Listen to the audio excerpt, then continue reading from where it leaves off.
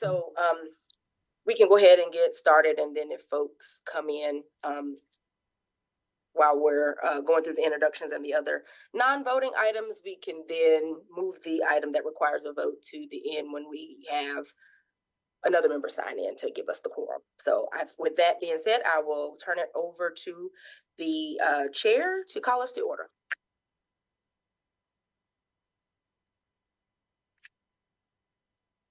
Dr. Velez. Present. Emma James. Brandon is coming in. Brittany Spees. Michael Fraden. I'm present. Karen Bartoletti. Warren Napper.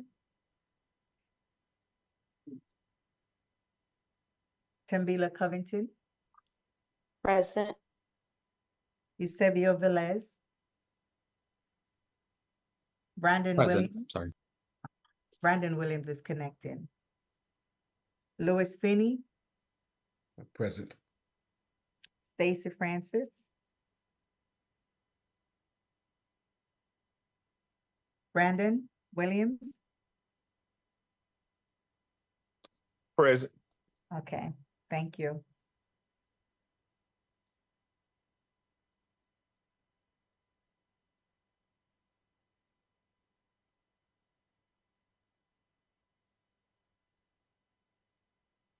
Okay, well, Chair Velez, that gives us our quorum. So if you want to go ahead and proceed with the next item, which would be the approval of the regular meeting minutes from the regular January 18th meeting, we can do that now.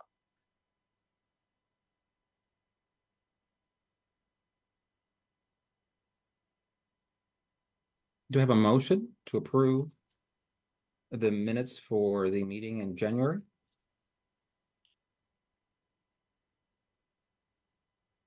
A motion to approve. Someone second? I can second that. Thank you. So the motion has been moved. Okay, Charlene, if you could give us our roll call vote. Emma James. Brittany Spees. Michael Fraden. Karen Bartoletti.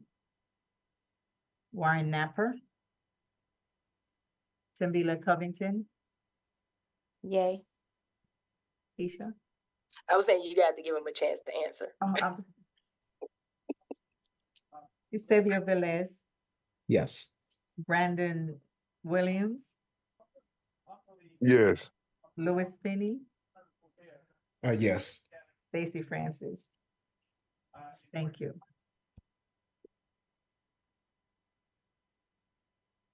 All right, and we can move on to our next item, which would be introductions. Chair Velez, you can call that item and have, I think it's, well, do we have any new members, Charlene, or is this the PD staff? Dr. Finney wasn't at the last meeting. Wasn't at the last I think So, Brandon yes. also. So we have Okay. two new members to introduce. Okay.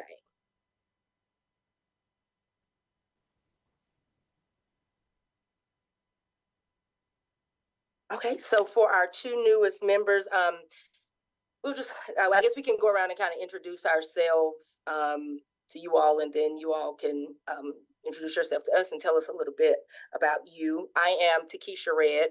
I'm an assistant city attorney here for the city of Winston-Salem, and I am the staff liaison to the Citizens Police Review Board.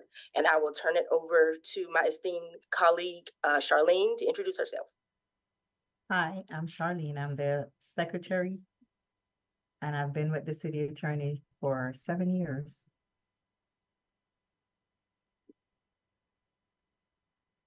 Hello, I am Dr. Eusebio Velez, and I have been with the Citizen Police Review Board for just a few months. I started this year, I believe, in March.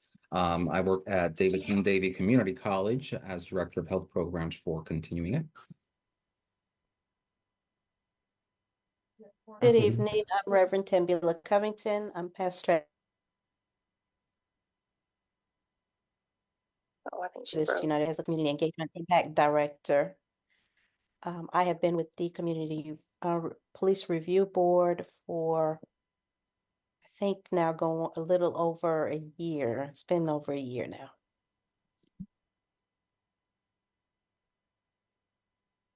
I guess I'll jump in now. I'm Michael Fraden, I'm an attorney here and resident of Winston-Salem, obviously. I really don't know how long it's been, but I would guess 3 years, maybe 4 years, something like that. During your second term. Yes, exactly. Thank you. I can go next. Dr. Lewis A. Finney Jr. I live in Winston-Salem. Here I'm president and CEO of a corporation called Smart Start of Forsyth County. Also a retired military captain. And been on this board for approximately about 3 months. This is my first term.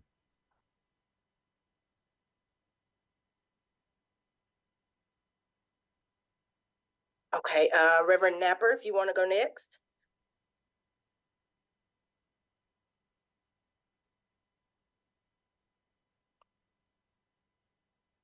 I think you just put yourself on mute. I'm still trying to navigate the Zoom platform. Can you hear us, Reverend Napper? I think he's having technical difficulty.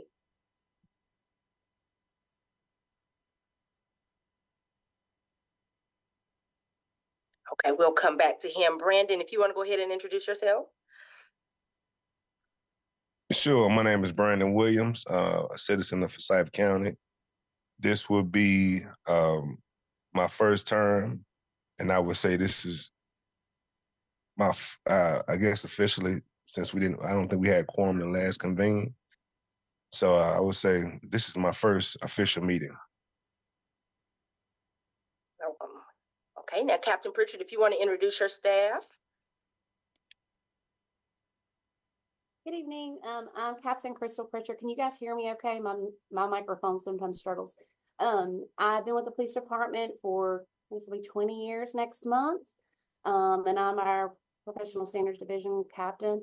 My two new staff that are with me, I'm going to let them introduce themselves. They both started with me in February, so we didn't get to introduce last meeting. Hey, good evening. I'm Sergeant Branson. I've been with the police department for 23 years. I'm Sergeant Christian. I've been with the police department now for 16 years.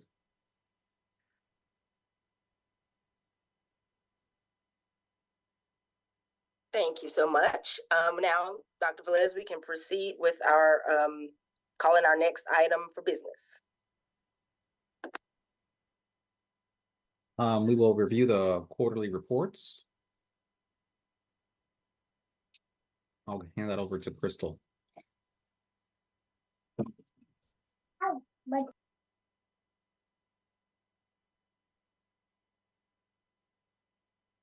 Yeah.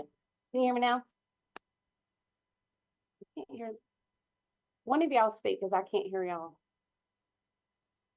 Can you hear us? Okay, yeah, I got you. Okay. So do you want me to do last quarter since we didn't meet and then this quarter? Yes. Okay, make sure I got them in the right order. All right, so for the first quarter of this year, as far as citizen complaints go, we had 2 complaints filed. And if you look at that on that sheet, it shows you that they were related to arrest, search, and seizure, courtesy, and use of force. And then if you move on to the departmental one, for the first quarter, there were 4 internal complaints that were filed that were considered complaints. And those were associations, conduct unbecoming, duty requirements, conformance to laws, and vehicle operations. And then if you moved, you guys have questions about that quarter before I move to quarter 2. What does it mean for associations? So it can mean you're affiliated with like a group that's like a known crime organization, or they've been associated with your family member kind of that may have been associated with a lot of different criminal charges in the background. So it could be something like that. Any other questions? Okay. So then quarter 2, We'll start with the citizens. We had a total of 4 complaints for quarter 2. And looking down at the bottom, it'll show you that that was for courtesy. One was for departmental directives. And that was all for that quarter. And then for departmental ones, we had 2 for quarter 2. And those were associated with conduct unbecoming, departmental directives, harassment, and truthfulness. Questions on those?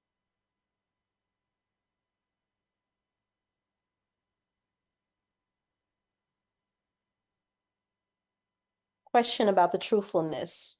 What would that be considered? What exactly would that, what type of action would that constitute?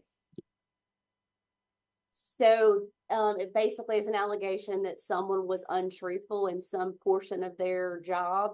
But as far as action, it depends upon the disciplinary action and the findings. So that's still open.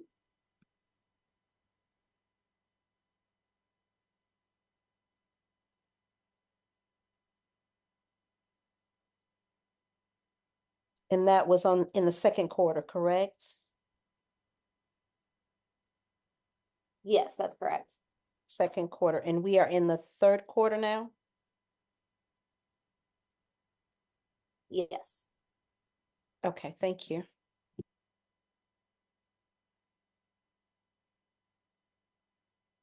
Okay, these reports are information items and do not require any action by the board, so we can proceed with new business.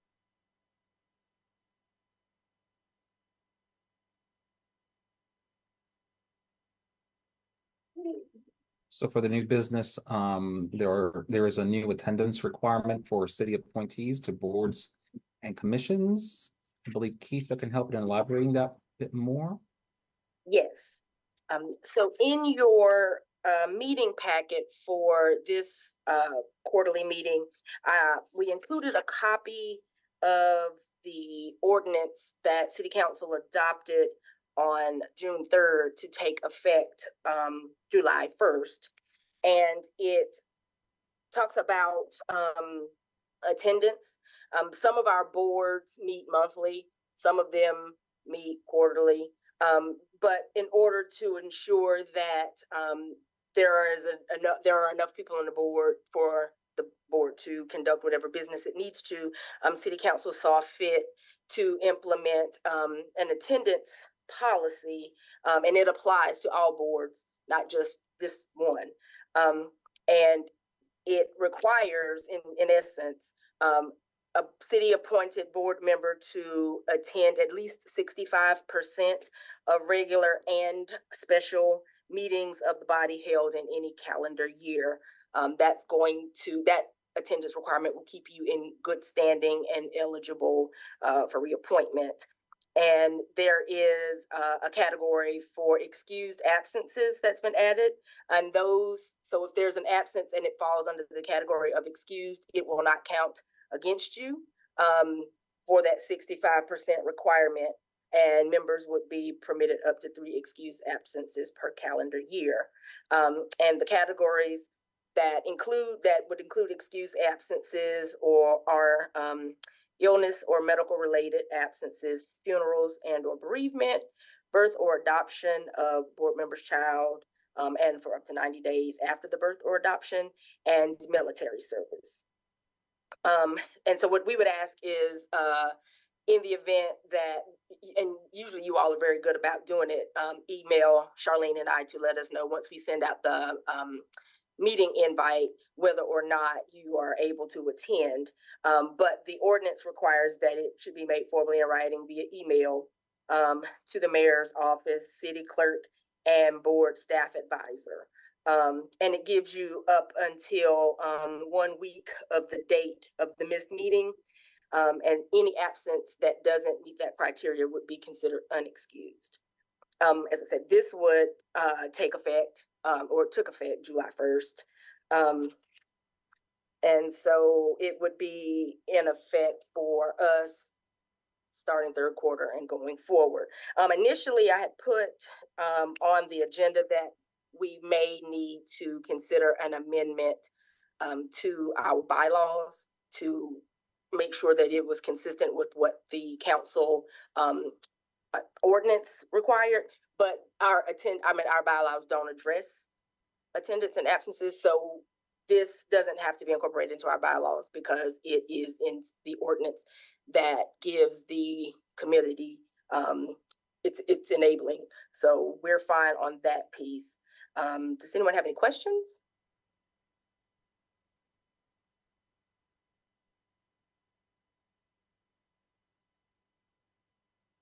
No questions?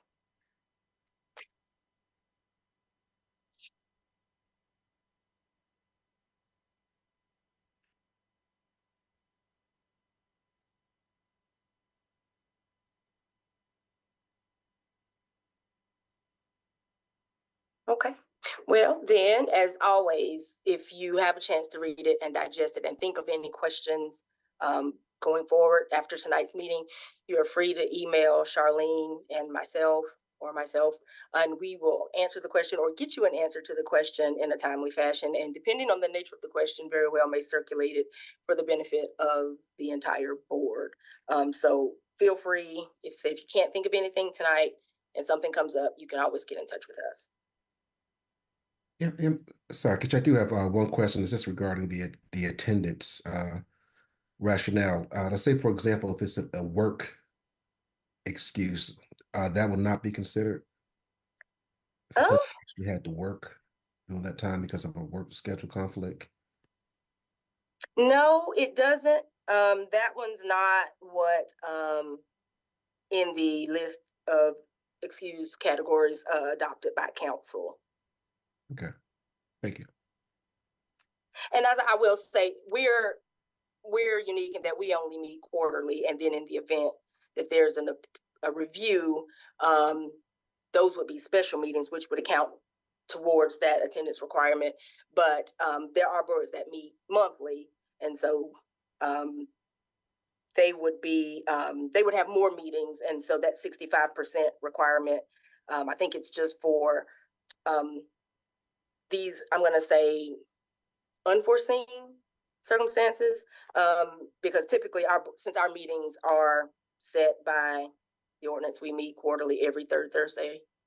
I think that's the rationale. I certainly can't speak for council, but yeah, they do not count based on what's in the ordinance as it's written right now. Okay, thank you. Or rather, they are not excused. I'll say it that way. I want to make confusion.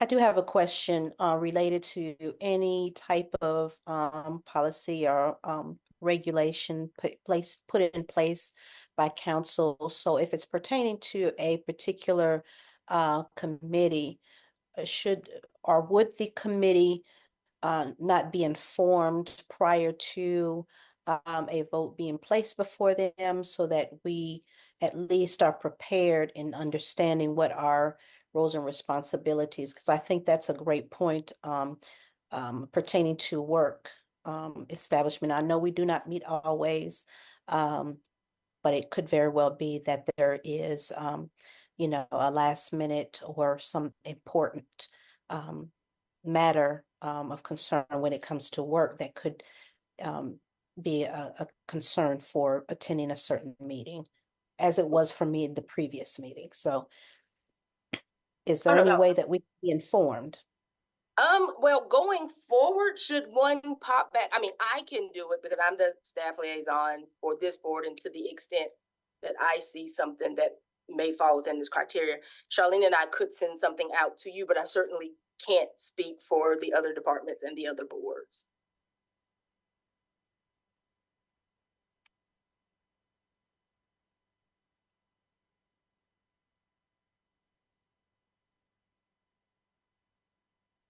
Okay, and I think that is it. As I said, since our current bylaws are silent to attendance requirements, there's not any conflict with what was in our bylaws versus what was adopted in the ordinance. So we don't have to entertain that tonight because it doesn't apply.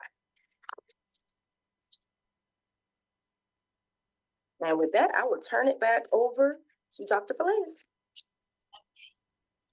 And for discussion, amendment to bylaws and ordinance.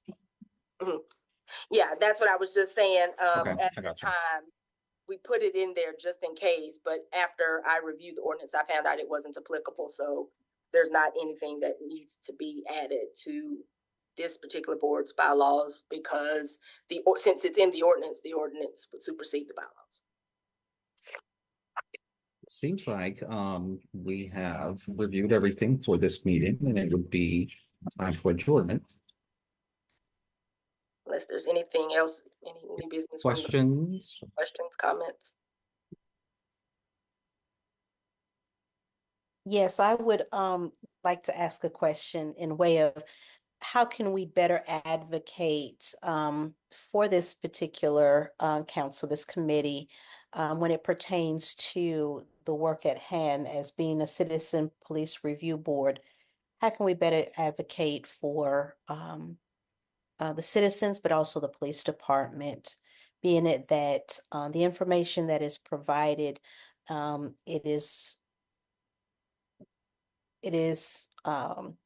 detailed at providing very limited information, that we are unable to really ask any further information about.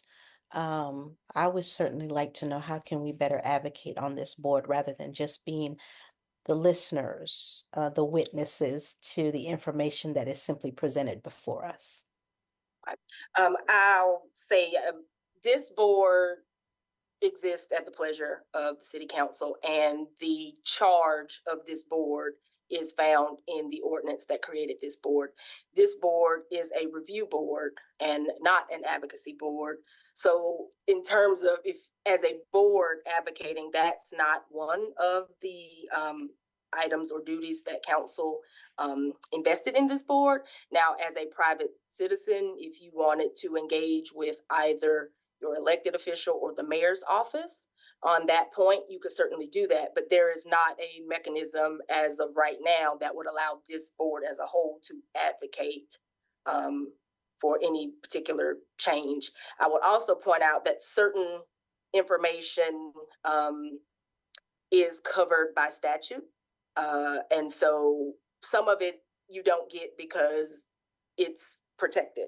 So you can find out what types of cases, when they were open, when they were closed, whether they substantiated or not, but the actual details of that particular complaint, unless it were to come before you for review, wouldn't be releasable because it's covered by the personnel statute.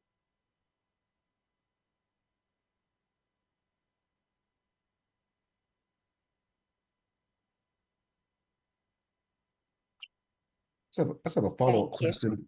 What type of situation would something come towards us for review? So the process would be, let's say there's a Jane Doe, and Jane Doe has an interaction with law enforcement official, Winston police officer, and Jane Doe feels that during the course of that interaction, some rule or law or conduct was broken.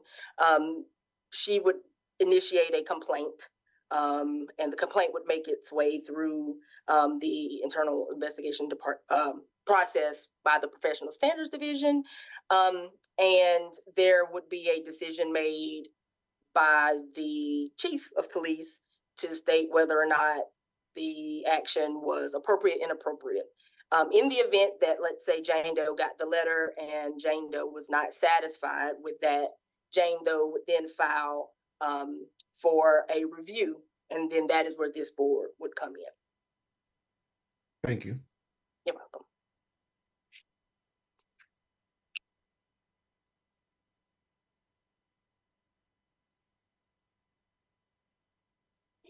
Any other questions, comments?